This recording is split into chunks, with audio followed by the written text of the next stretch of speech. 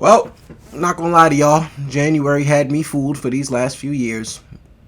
I was thinking to myself, maybe Hollywood doesn't want to put all their crap movies into January and just make us suffer through this month, because in 2022, we got Scream 5, and then we had The Fallout with Jenna Ortega, which wasn't a theatrical release, but it was still a good movie in January, which is rare. And then last year, we actually had a surprisingly good amount of hits, or at least good movies in January. We had Megan, Missing, A Man Called Otto, and Plane with Gerard Butler and Mike Coulter, which I did not think was going to be good whatsoever, but for some reason it was. So I was thinking to myself, okay, maybe January does have something to offer us in the movie universe. But then we get to Night Swim. I guess they still do release crap movies in January. This one was really bad. Alright, look, we're going on Night Swim.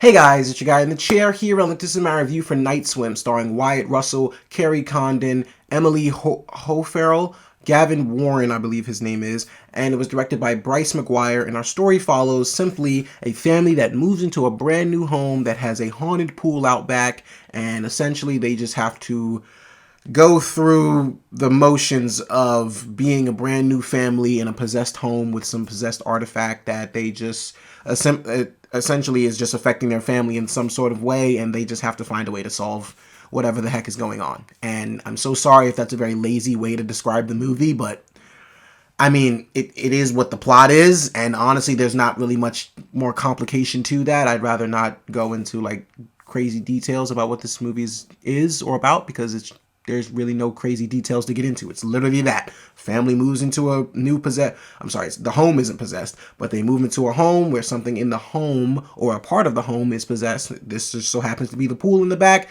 There's a pool demon that's affecting their family. They got to stop the pool demon.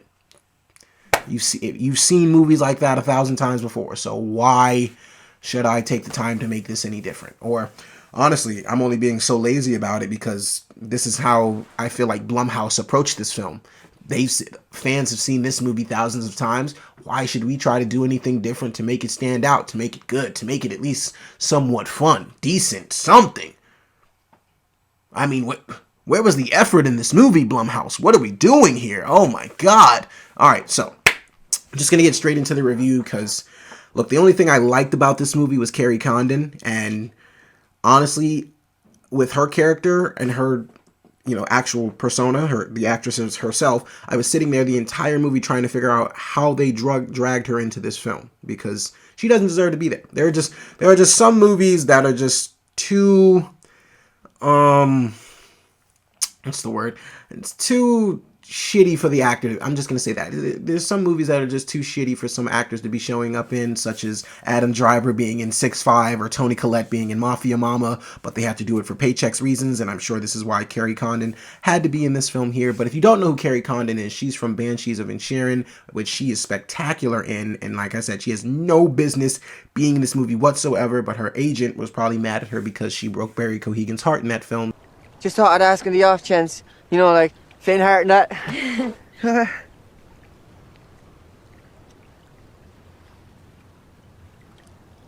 Well, there goes that dream. Well, this is what you get, Kerry. I'm sorry. But Kerry Condon was very good in the film. I did enjoy her. I didn't really like the rest of the movie. I'm going to be really upfront with you guys. I did not like the rest of this movie whatsoever. I thought Kerry Condon was doing everything she could to salvage this movie, make it somewhat entertaining, make it somewhat fun, make it somewhat something, at least. But everyone else in this movie is just ghost walking through this thing. They're just slowly taking you through a premise that from the very first trailer I thought was incredibly stupid. Like, no trailer, not even the second one, no trailer for this film convinced me that this is a good premise or a good concept to be making a horror movie out of. What it really felt like to me was a short film that got turned into, like, somebody made a short film of this concept and then it got turned into just a big Hollywood movie, just like Lights Out did. I found out after the movie, the guy who directed this movie, Bryce McGuire, he actually directed a short film called Night Swim, and they just turned it into a major motion picture, which that does not work all the time. Lights Out, what that movie did differently from this one here is not only, well, the Lights Out short film is terrifying. I've never seen the short film for Night Swim, but the short film for Lights Out is absolutely terrifying. And so what they did from that short film to put to the movie, they made you actually care about the characters. They made you care about what was going on. They made the scares somewhat worth it. They made the scares somewhat just creepy. They made the tone of the film very eerie. This one here, it is literally a combination of the most shitty horror movies you've ever seen. You can literally see the jump scares coming from a mile away.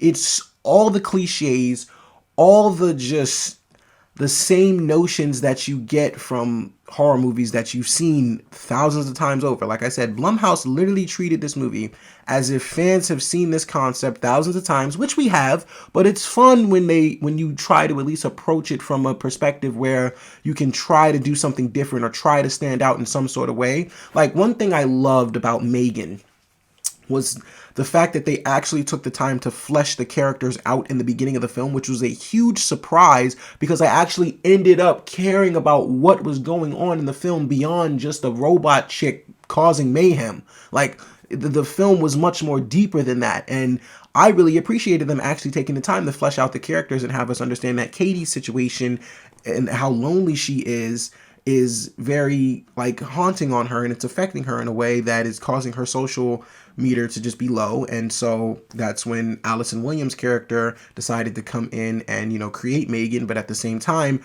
her character is dealing with becoming a mother figure. She's still, like, in her youth, as they would say, and she's still, you know, trying to adjust to becoming a mother figure, and this is all new for her. So I really appreciated Megan for taking the time to flesh those two characters out and built the foundation upon that, and then enters Megan, and then enters all the mayhem and the chaos and shit that Megan causes. But this movie here, Night Swim, gives you no reason at all to care about what's going on in the movie. I mean, you give no F's whatsoever.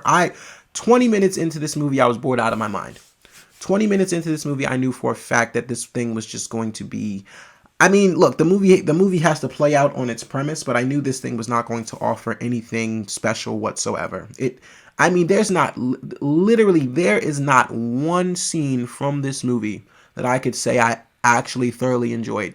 And look, I didn't expect this movie to be good. Like I said, the trailer for me did not work whatsoever. I thought the concept was stupid. I thought like I said, it literally felt like, it is a short film that they turned into a major motion picture, but they literally made it just feel like that. Like, it's not supposed to feel like that. Like, when you watch Lights Out, I don't necessarily think you would get the notion that this movie was a short film at first. This movie, to me, felt like it was actually a short film, and then they just started throwing in a bunch of different ideas to make it into an hour and 30-minute movie. That's literally what this thing is. It's just a combination of ideas to fill out a runtime. They took a main concept and then took that concept and threw in a bunch of stuff to fill out a runtime, because there's just no effort in this movie given whatsoever. Now, look, Wyatt Russell, I don't expect much from Wyatt Russell. He's okay. He's not terrible, but I mean, he's not that good. But I mean, I don't know. I just don't really expect much from him. The kids in this movie were pretty bad, I'm not gonna lie, including the son. Son was one of the worst characters in the movie for me. He was very frustrating. Everybody else just kind of like sleepwalks through this movie. It's just a movie I feel like everybody just showed up to just to get a paycheck, which, hey, everybody has to work. So that's what this is, man. But I don't know. It's like, I want to say I was disappointed, but I was expecting this. But I think I'm just honestly disappointed to, like, the start, because I'm coming off such a high of 2023. Like, I'm coming off the high that December of 2023 just was, and then I just walked in and watched this movie, so it kind of just brought my vibes all the way down. But then I remembered last year that House Party was the first movie of 2023 I saw, so hopefully it gets better from here. But for all those reasons and so many more, guys, I'm going to give Night Swim a 1.5 out of 5 stars. All right, so Night Swim, have you seen it? What did you think about it? Guys, thank you so much for watching. I really do appreciate it. Be sure to like, share, subscribe, all that good stuff and so much more. Thank you so much for watching, guys. I really do appreciate it. Look, this is your guy in the chair. More content coming to you soon.